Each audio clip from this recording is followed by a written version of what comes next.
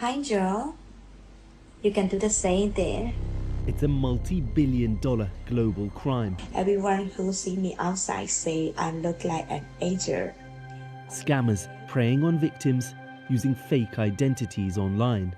Mostly the good clients are the older human because they're desperate for love and they're lonely.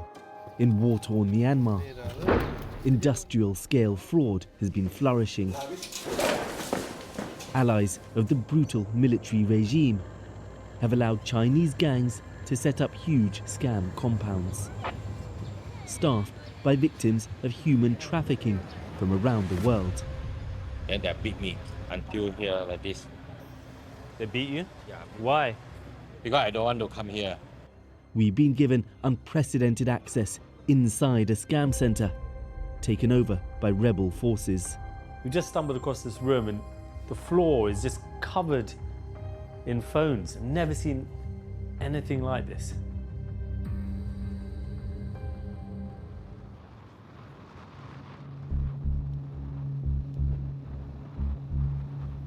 We've just crossed secretly into eastern Myanmar, alongside fighters from the Karen National Union. We're heading for territory they've just captured from a militia allied to the country's ruling junta. They're bringing us to the dark heart of one of the world's most lucrative and ruthless criminal enterprises. Run from compounds like this, wild, lawless enclaves, where gangsters keep tigers as pets. And we're about to meet some of those forced to steal vast sums from victims across the world. Everyone here Chinese? Yes. Everyone's Chinese? Yes. Hundreds of workers just released from the scam center are waiting to cross the border into Thailand. We would like to talk to you about your experiences here and the treatment you faced here.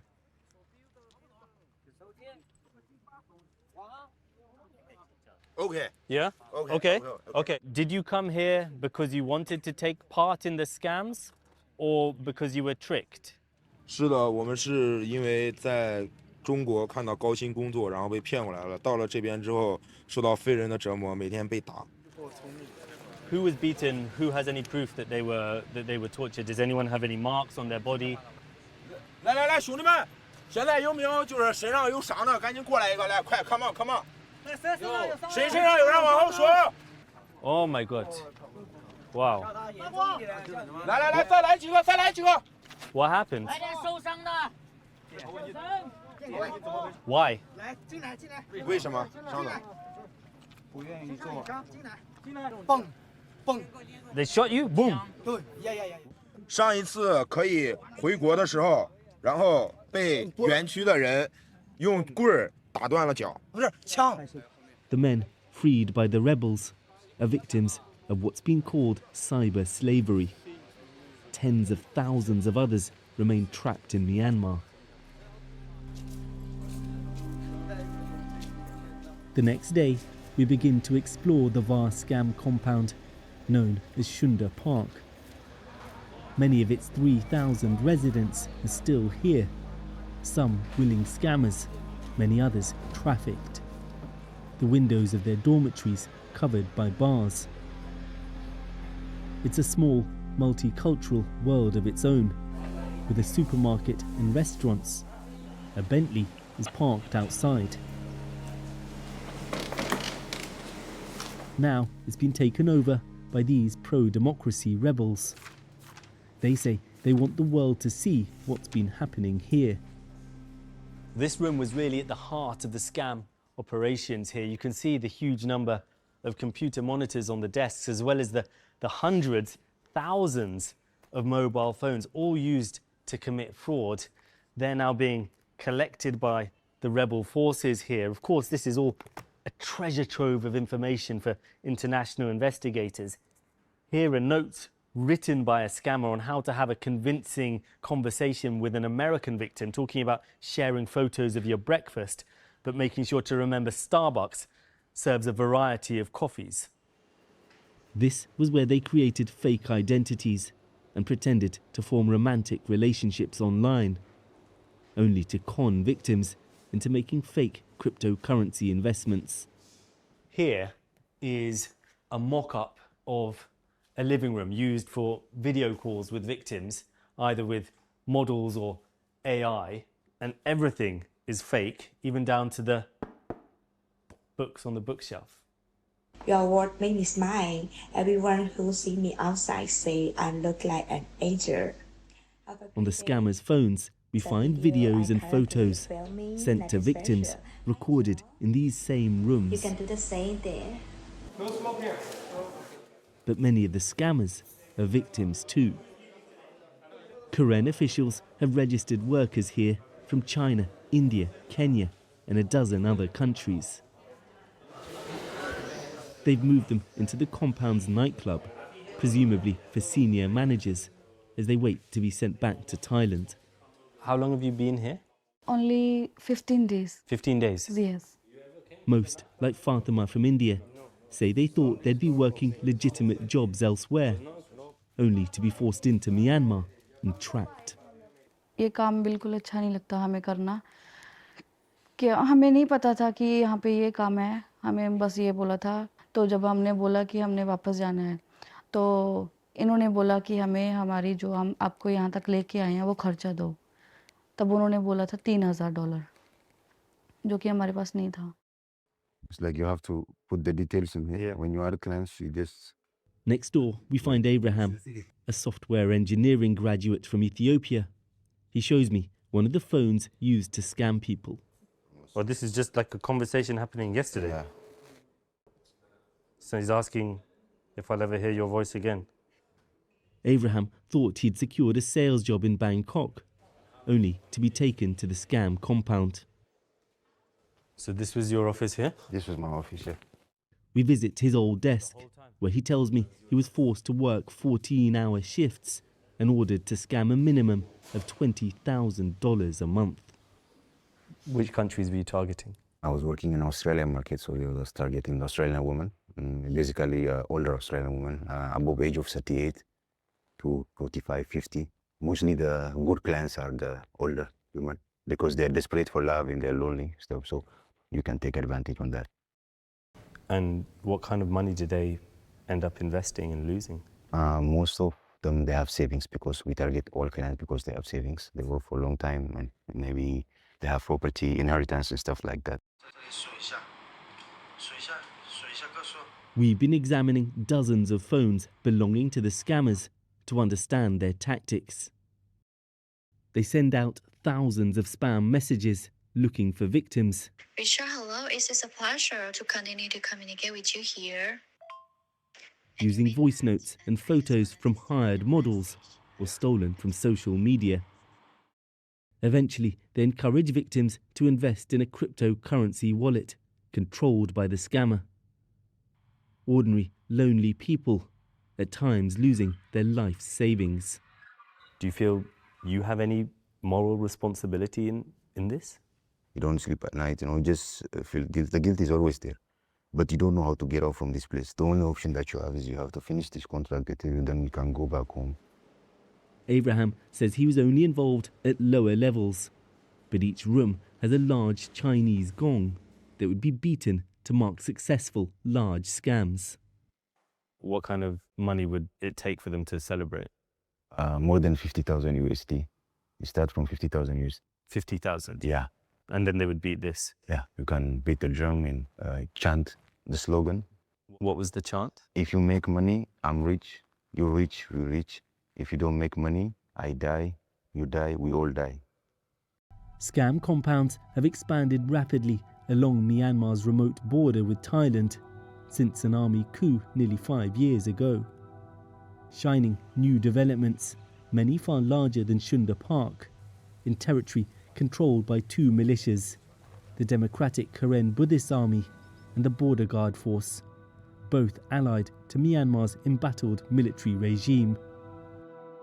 I guess it's Hong Kong?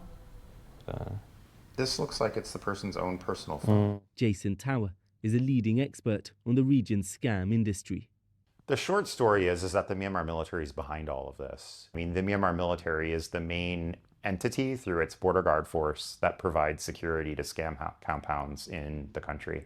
And the military needs these border forces because they've already lost control of vast swathes of the country.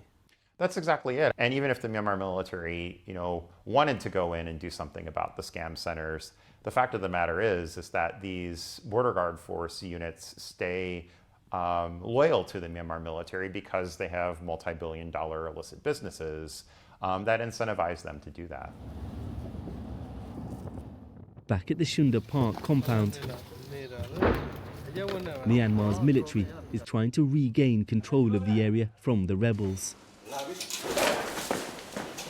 The army controls less than half the country, but in recent months has been advancing. Ahead of elections, it hopes will grant them some degree of international legitimacy, even though it's clear the vote will neither be free nor fair. As part of its PR campaign, the military has launched its own crackdown on a number of scam centres, blowing up several buildings. But analysts and the rebels say it's just for show. What's the difference between what you're doing here and what Myanmar's military is doing in the scam compounds they say they've been cracking down on? The clue one era pay our pay with you walking out do granny. Let me Kasagani, she will share it talato, Pakutura. We money while it ready to do granny one or again. Captain Soko helped lead the assault on the scam compound and says the Chinese gang leaders offered them large bribes to let them go.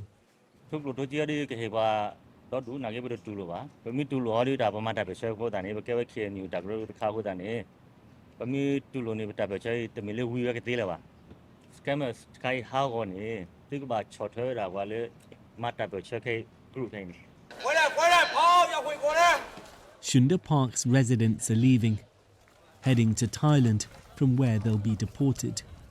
Some don't want to go, hoping to earn more through scamming elsewhere in Myanmar.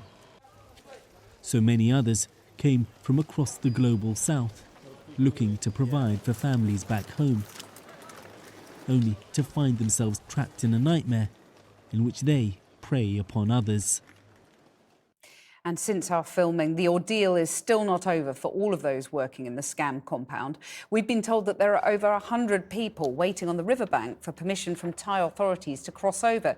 They've been there for 5 days now, with fighting between the military and rebels close by.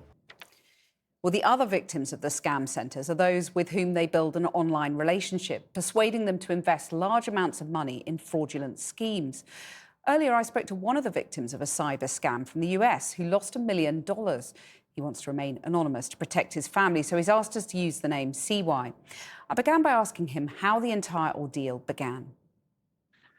So it started back in October 2021. It was through WhatsApp, and we struck a conversation. She said that she knew me from my job, from my previous job. Her name was Jessica. And you knew a Jessica before, so that seemed plausible. Right. That seemed plausible. I had nothing to be suspicious about. I needed someone to talk to. I was caring for my dying father. Yeah. So this was a really vulnerable time in your life. It was very vulnerable.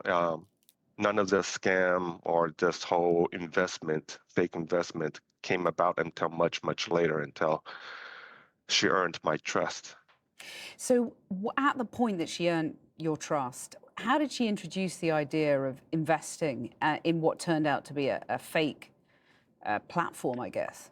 So she gave me a demo platform, as if it was a real investment process. I looked at all the reviews on the app. It had a 4.7 stars at the Apple app at the time. I tested the platform before I invested anything. It was very realistic. I'm in the financial industry. I tested the platform. I looked at the demo. I looked at the app. The app was called MetaTrader 5 MT5. First 5,000 it went through. I did the transfer from my bank. I can deposit money. I can withdraw money. There was a customer service hotline number I can talk to. Everything seems to be all checked out. So how much did you end up investing in total in the end? I lost a total of 1.2 million in 2 different stages from October through November, first batch, and then November through December. I panicked. I tried to call her directly. I was not able to get a hold of her. I told my wife about it. She came back home. I explained to her what happened. That was 25 years of our hardworking money. My daughter's college tuition. I ended up on that evening going to a psychiatric ward. And it's not just the money that I lost a lot more than that. I have lost my whole pride, my dignity, my self-confidence. And through all that, I have lost my job. My wife just recently was diagnosed with breast cancer. And my daughter just started college, so financially it's been a strain. But for me, and not a day has gone by that I've gone through this whole nightmare. And a lot of what ifs and guilt has gone through my mind. It's not all about money, but it's all the effects that has impacted.